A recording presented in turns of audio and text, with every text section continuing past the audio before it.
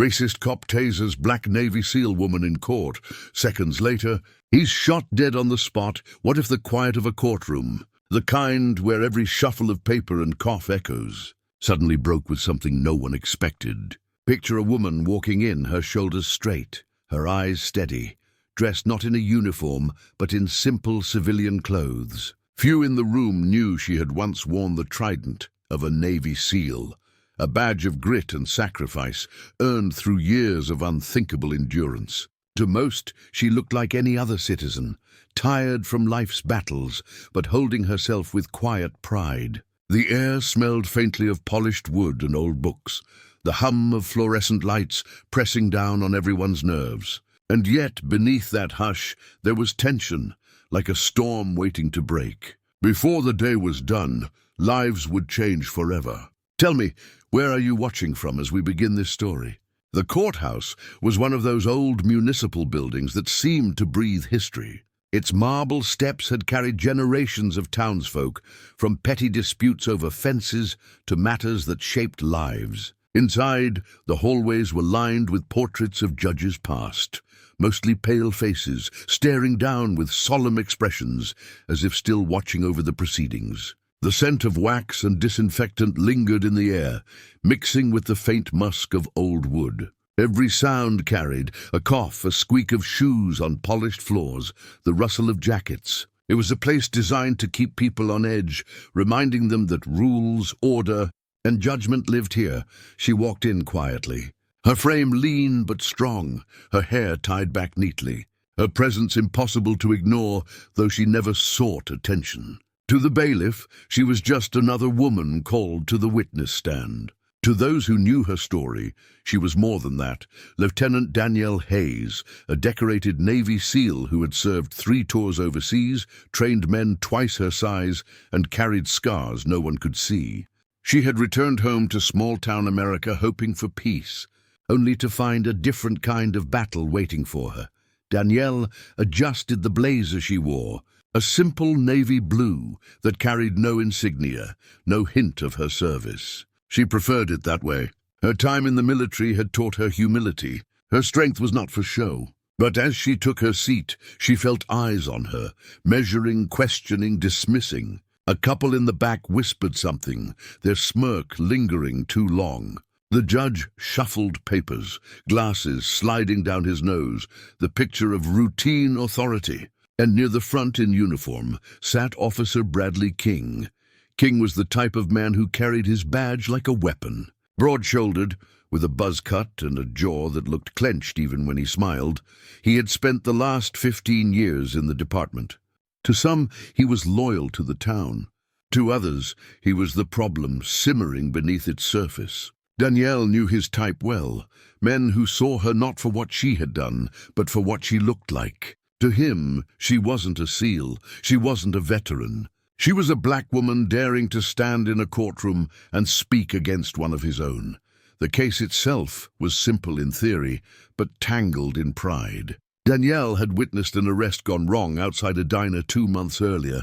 A young man, barely 20, had been pinned to the pavement, tasered twice, though he was already in cuffs. She had stepped forward then, calm but firm, telling the officers she had training, that the boy posed no threat. Her words had been ignored, her presence dismissed. Later, when she gave her statement to Internal Affairs, the truth became harder to bury. And now, she was here, called to testify in a hearing that would determine whether the officer involved faced disciplinary action. The room shifted uneasily when her name was called. She rose, her heels clicking softly against the polished floor, her oath spoken clearly as she placed a hand on the Bible. Her voice carried no tremor, only the steady cadence of someone used to pressure. She sat, folded her hands, and looked directly ahead, ignoring the weight of Officer King's stare. The prosecutor, a younger man with sandy hair, adjusted his tie nervously before beginning. "Lieutenant Hayes, could you tell the court what you observed on the evening of July 14th outside Miller's Diner?" She nodded, her gaze level. "I observed an officer deploy a taser on a restrained individual. The individual was already in handcuffs and posed no immediate threat." Her words echoed through the courtroom, drawing a quiet gasp from somewhere in the gallery. The judge cleared his throat, urging silence. The prosecutor continued, his questions deliberate, respectful, careful not to sensationalize. Danielle answered each with precision, her military training evident in the way she spoke, direct, measured, leaving no room for doubt. But the tension grew. Each answer seemed to harden the lines on Officer King's face, his fists curling on the table in front of him. Though he wasn't the one on trial, his loyalty to the accused officer was personal, and his disdain for Danielle was palpable. To him, her testimony wasn't just an account, it was betrayal. When the defense attorney rose, the air grew colder. He was older, with silver hair and a voice like gravel, skilled in turning words into weapons. He circled Danielle with questions designed not to seek truth, but to sow doubt. "Lieutenant Hayes," he said, his tone dripping with sarcasm, "how long were you actually observing the scene?" "Seconds, minutes?" "Long enough to witness misconduct," she replied evenly. "Isn't it true," he pressed, "that adrenaline can cloud memory? That in the heat of the moment, even trained individuals can misinterpret what they see?" Danielle held his gaze. "Adrenaline sharpens memory for those trained to handle it. I've spent years in combat zones. I know what I saw."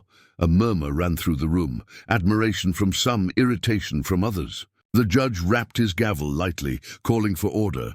It might have ended there, another tense exchange in a courthouse, if not for what happened next. As Danielle gathered her composure between questions, she glanced toward the gallery. Officer King had risen from his seat, his uniform taut with restrained anger. He whispered something harsh to the man beside him, loud enough for the words to carry. "She's lying."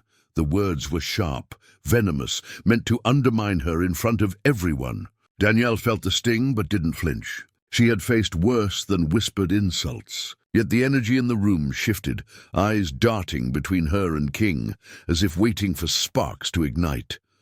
The judge looked over his glasses, irritation flashing in his eyes. "Officer King, this is not your time to speak." But the damage was done. The gallery buzzed, the prosecutor stiffened, and Danielle felt a chill run down her spine. This wasn't just about truth anymore, it was about power, pride, and a storm that was gathering in the silence between questions. And though no one knew it yet, that storm was about to break in a way that none of them could have imagined. By the second day of testimony, the courthouse was no longer just a quiet chamber of justice. It was a stage. Local reporters had gathered outside, their cameras perched on tripods, lenses pointed toward the heavy oak doors. Headlines swirled in small-town papers and evening broadcasts. "Veteran testifies against local officer." The words made Danielle's stomach twist. She had not come here seeking headlines. She had come because the truth demanded it. Yet she couldn't escape the reality that her presence, her skin and her story had become something larger than herself. Inside, the tension grew thicker. Danielle's testimony had held firm, but the defense chipped at her credibility like a sculptor hacking at stone. They questioned her distance from the scene, the lighting, even her motives. "Why step in at all?" one attorney asked pointedly.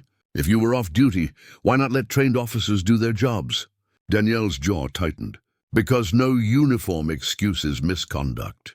I didn't serve my country to come home and ignore injustice." The courtroom went still. For a fleeting second, she thought she saw pride flicker across the judge's face. But then, from the gallery came a sharp scoff. Officer King leaned back in his seat, his smirk wide enough for the room to see.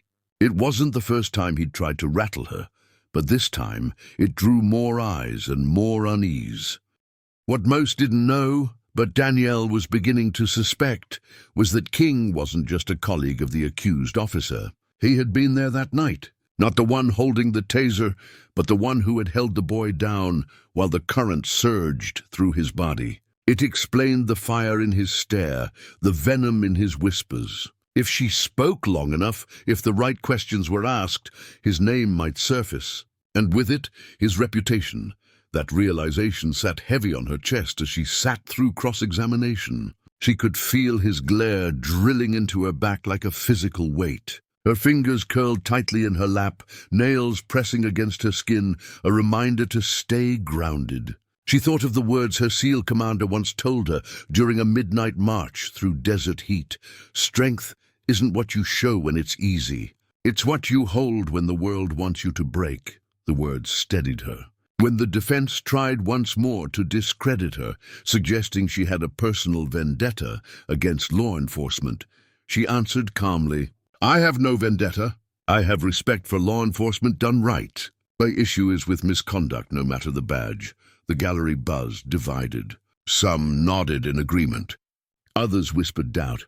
It was the kind of division Danielle had grown used to, but never comfortable with. Her military service had taught her that unity saved lives, yet here she stood, watching division sharpen like a blade.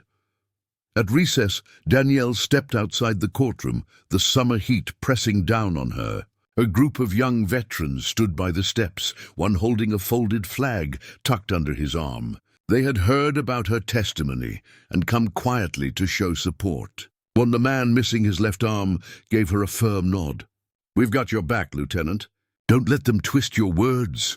The warmth of their presence cracked something in her chest. She thanked them, her voice catching slightly, before she turned back toward the courthouse doors. She carried that moment inside like a shield as the afternoon session resumed, but the shield was tested almost immediately. The prosecutor asked her to recount in detail what she had heard as the taser discharged. Danielle described the crackling sound, the way the boy's body jerked, the smell of burnt fabric. The description was clinical, factual, yet it made the courtroom wince. And as she spoke, Officer King leaned forward, his voice low but audible enough to reach her. "You think you're better than us," he muttered. The judge's gavel cracked sharply. "Officer King, that's enough. Another outburst, and you'll be removed from this courtroom." But Danielle had already heard it, and the words burned. She had spent her life proving herself in spaces where she was doubted. Boot camp, combat, even her own town. And here she was again, facing the same contempt. Her eyes closed for a moment, steadying her breath, before she opened them and continued.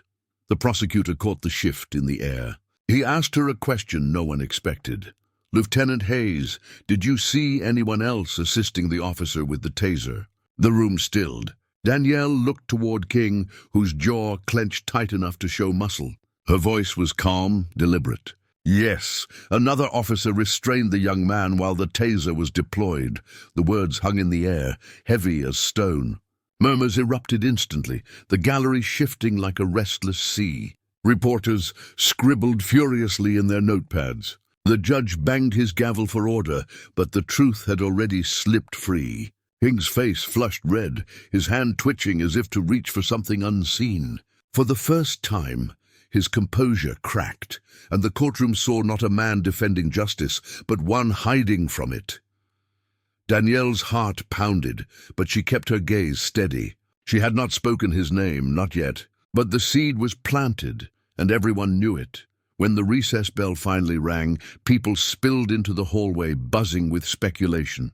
King stormed past reporters, shoving a shoulder into one who dared step in his way. Danielle stayed behind for a moment, gathering her notes, her hands trembling just slightly now that the weight of the room was gone. She tucked them into her bag, her breath unsteady, before finally stepping out into the corridor.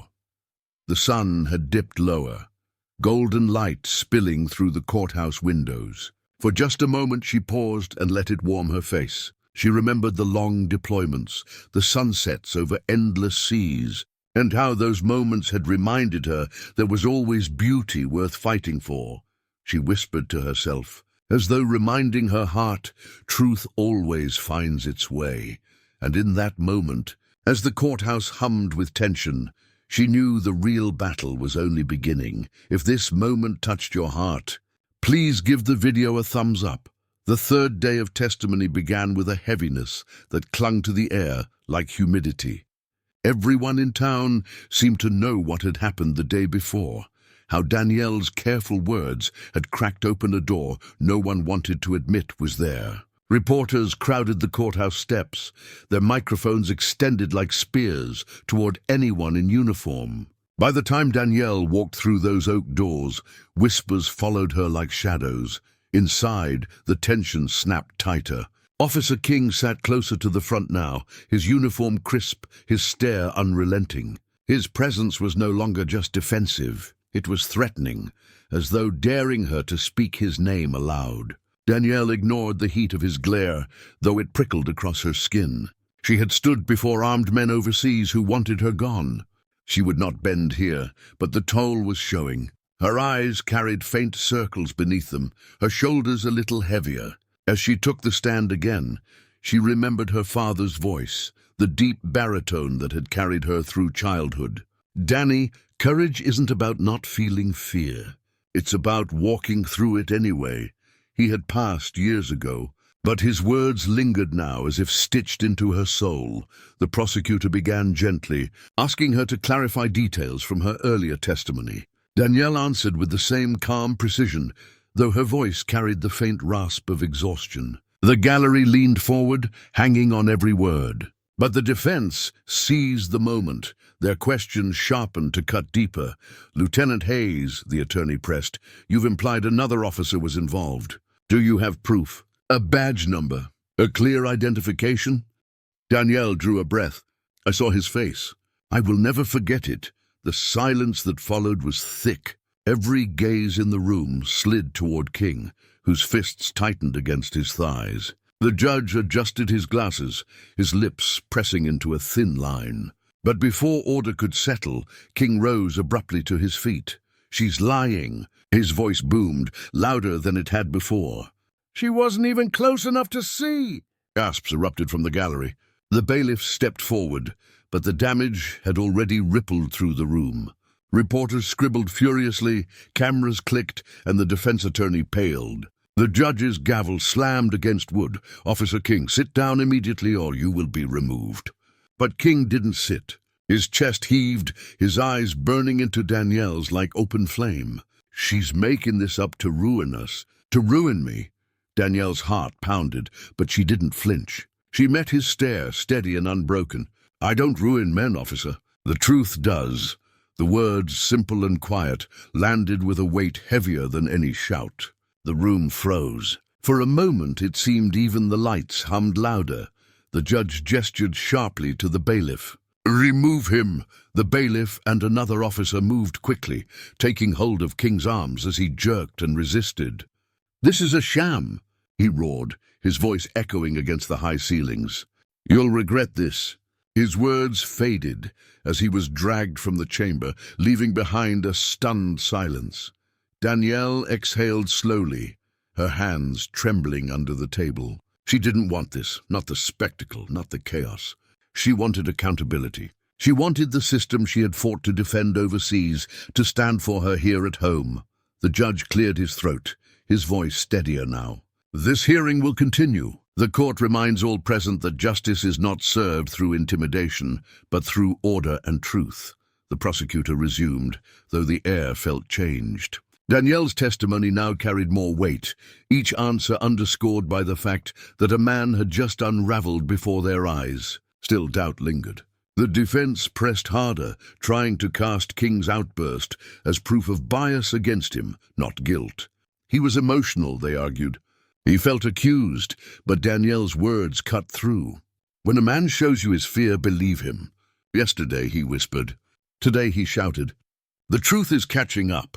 The gallery stirred again. Some shook their heads in disbelief, others nodded in grim recognition. It was no longer just her word. It was his behavior laid bare for all to see. When the session finally adjourned, Danielle stepped into the hallway, the fluorescent lights buzzing above. She leaned against the wall, her breath shaky. Her mind replayed the moment King's voice had thundered across the courtroom, the venom in his tone. For the first time in a long time, she felt her body tremble, not from fear, but from the weight of standing alone against it all. Then, a gentle voice broke through. "Lieutenant Hayes?" She turned. A woman in her 60s approached, her hair silver, her hands clasped tightly around a worn leather Bible. I just wanted to say, thank you. My grandson could have been that boy. You stood up for him, for all of us. Danielle's throat tightened. She nodded, words failing her, but the woman's hand on hers spoke enough. Humanity, empathy. It steadied her more than she realized she needed. That night, alone in her small kitchen, Danielle brewed tea she barely touched. The news flickered on the TV in the background, replaying King's outburst, looping it for audiences across the county. She muted the sound, unable to bear the noise, and instead pulled a photograph from the drawer. It was of her SEAL team, lined up in desert fatigues, sun blazing overhead. She traced her finger along the edges, remembering each face, each sacrifice. They had taught her that truth was worth the scars it left. She whispered into the quiet, "I won't let fear win." The next morning, she walked back into the courthouse with her head high. The gallery was more crowded than ever, whispers thick with speculation. But Danielle had found her center again. She wasn't just fighting for herself. She was fighting for every young man who had been silenced, every voice ignored. And as the judge called the session to order, Danielle knew the tide had shifted. The storm was no longer building, it had broken. And with it came the first glimpse of justice. Have you ever faced something like this? Share your experience in the comments. The courthouse felt different after Officer King's removal. The very walls seemed to breathe with the memory of his outburst, the sound of his voice still echoing in people's minds. By the time proceedings resumed, reporters had called it a shocking meltdown, and whispers in town hinted that the hearing might evolve into something bigger. The judge, weary-eyed but resolute, wasted no time. He announced that, given the seriousness of the testimony and the disruption, an independent oversight board would be convened to review not only the taser incident, but the conduct of all involved officers. The shift was monumental. No longer was this just about a single officer's actions. It was about the integrity of the department itself. And Danielle, whether she had asked for it or not, had become the catalyst. The board gathered within days. A panel of 3, a retired judge, a civil rights attorney, and a former police chief from another county. Their presence brought both gravity and hope, though not without tension. As Danielle entered the chamber, she felt the eyes of her town on her, some filled with quiet admiration, others brimming with skepticism. The proceedings were meticulous. Witnesses were recalled, statements reread. Video evidence from nearby businesses was introduced. Grainy, imperfect but telling. In one clip, the boy on the ground could be seen twitching from the current, another officer's knee pressed against his back. It wasn't crystal clear, but the shape, the stance, the profile, it was enough to draw murmurs in the room, enough to make people glance sideways at the empty seat where King should have been. Danielle's turn came again. She rose with the same quiet dignity, her blazer freshly pressed, her eyes steady. She recounted the events once more, her voice unwavering, despite the exhaustion tugging at her. "What I witnessed was excessive force," she said plainly. "And when I attempted to intervene as a trained professional, I was dismissed. That is not how justice should work." The civil rights attorney leaned forward, her pen tapping against her notepad. "Lieutenant Hayes, why did you choose to come forward, knowing the scrutiny you'd face?" Danielle paused, her throat tightening before she spoke. "Because silence protects the wrong people. And because my oath didn't end when I left the service." The words hung in the air, quiet but powerful. For a moment the room was still. The defense scrambled, of course. They brought in officers to testify about King's exemplary record, about how split-second decisions were part of the job. But every argument rang a little thinner now. King's own behavior had painted him in darker shades, and the video evidence cast shadows long enough to stretch into doubt. Midway through the hearing, a voice from the gallery startled Danielle. "She's telling the truth." It came from an older man, his voice quivering. He rose slowly, an off-duty officer, his badge tucked away in his pocket. "I was there that night. I didn't speak before because I was afraid, but I saw it." "She's right." Gasps rippled through the chamber. The panel ordered the man to the stand, his testimony halting but honest. He described the scene, his guilt heavy in every word. He confirmed what Danielle had seen, even naming King as the one holding the boy down. The air shifted again, this time in Danielle's favor. Truth, once fragile, was gaining weight.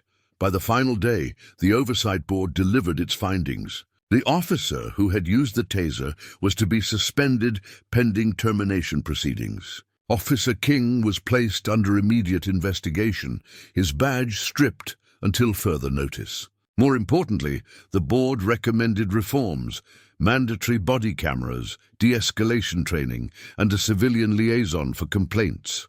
It wasn't perfection. It wasn't every wound healed. But it was change, real, tangible, and born from truth. As the announcement echoed through the chamber, Danielle sat quietly, her hands folded in her lap. She didn't smile, didn't celebrate. Instead, she let out a slow breath she hadn't realized she'd been holding. Her eyes closed for a moment, and in that stillness, she imagined her father's voice again. "You did right, Danny. That's enough." When she opened them, she found unexpected faces turned toward her. The young man's mother, tears streaking her cheeks, mouthed the words, "Thank you." The older woman with the Bible nodded firmly, as if to say, "We see you." Even one of the panel members, the retired judge, gave her the faintest incline of his head. Respect. Outside, reporters swarmed, their microphones thrust forward. "Lieutenant Hayes, do you feel justice was served?" She stopped at the top of the courthouse steps, the sun dipping low, painting the sky in shades of amber. She thought carefully before answering. "Justice isn't a finish line," she said. "It's the work we commit to, day after day." Today, a step was taken. Tomorrow, there must be more. The words found their way into headlines that night. For Danielle, they were not rhetoric but truth. She had seen too much in her life to believe in quick fixes, but she had also seen enough to believe in progress, and as the courthouse emptied, she lingered for a moment on the steps, watching the last rays of sun fade. The town was quieter now, the crowd dispersing, but she felt a new current moving beneath it all. Subtle, but undeniable. If you've been moved by this journey, subscribe for more heartfelt stories. The weeks that followed felt slower, as though the town itself had paused to absorb what had happened. The courthouse no longer buzzed with reporters. The crowd on the steps had thinned, and life, in its quiet way, began to return to ordinary rhythms. But for Danielle, nothing was truly ordinary anymore. She had walked into that building as a witness and walked out carrying the weight of change. News of the Oversight Board's findings spread beyond the town. Regional outlets ran features on her, not with glamour or headlines of scandal, but with the quiet framing of a woman who had stood her ground. Some called her a hero. She didn't wear the word comfortably. To her, she was just someone who couldn't look away when truth demanded to be spoken. In the days after the hearing, Danielle visited the boy's family. Their home was modest, tucked at the edge of town where fields stretched wide. His mother greeted her at the door, eyes red but warm. She pulled Danielle into an embrace before words could even be spoken. The boy himself, now healing, sat in the living room, his arm in a sling, his gaze shy but grateful. "You saved me," he whispered. Danielle shook her head gently. "No, I just told the truth. You saved yourself by surviving." The boy's father pressed her hand firmly, his gratitude unspoken but clear. For Danielle, that moment carried more weight than any headline. It was the reminder of why she had stepped forward, why she had endured the stares and whispers. It wasn't about pride, it was about people.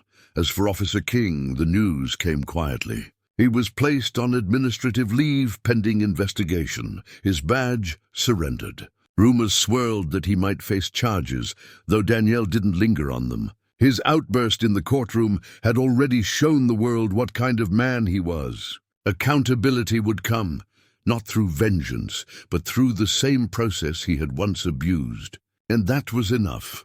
One evening, weeks later, Danielle sat at her kitchen table with a cup of tea. The house was quiet, the only sound the faint tick of the wall clock. She reached into the drawer and pulled out a small wooden box she hadn't opened in months. Inside lay a photograph of her SEAL team, edges worn from years of handling. Beneath it rested her father's old compass, the brass dulled but still pointing true. She held it in her palm, the cool metal grounding her.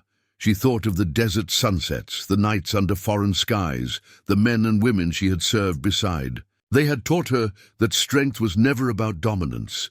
It was about resilience, about carrying the weight of others when they could not. She smiled softly, whispering into the quiet, "We're still serving, just in a different way." Her phone buzzed. A message from the older woman who had stopped her in the courthouse hallway. "You reminded us of our worth." "Thank you," Danielle typed back a simple reply. "Justice belongs to all of us." Later that night, she stepped outside onto her porch. The air was cool, the stars scattered bright against the velvet sky. She traced the compass in her hand, the needle steady, unshaken. A symbol of direction, of truth, of always finding one's way even when the path seemed unclear. As she stood there, she realized something profound. The story was no longer hers alone. It belonged to every voice that had been silenced, every person who had doubted they could make a difference. She had carried her testimony like a stone in her chest, but now it was lighter, shared among those who had listened, believed, and acted. The town, too, had shifted. Slowly, conversations began to change. People spoke more openly about reform, about accountability, about fairness. The boy's case had become more than an incident. It had become a mirror reflecting what needed to be mended. Danielle knew change would be slow. She knew the fight wasn't over, but she also knew that the first step, the hardest step, had been taken. In the quiet of her porch, she let herself breathe deeply, the night air cool against her face. The compass glinted faintly under the porch light. Steady in her palm, she whispered once more, this time not to her father, not to her comrades, but to herself. Truth always finds its way, and with that, she tucked the compass into her pocket, a reminder to carry with her, not as a weapon, but as a guide.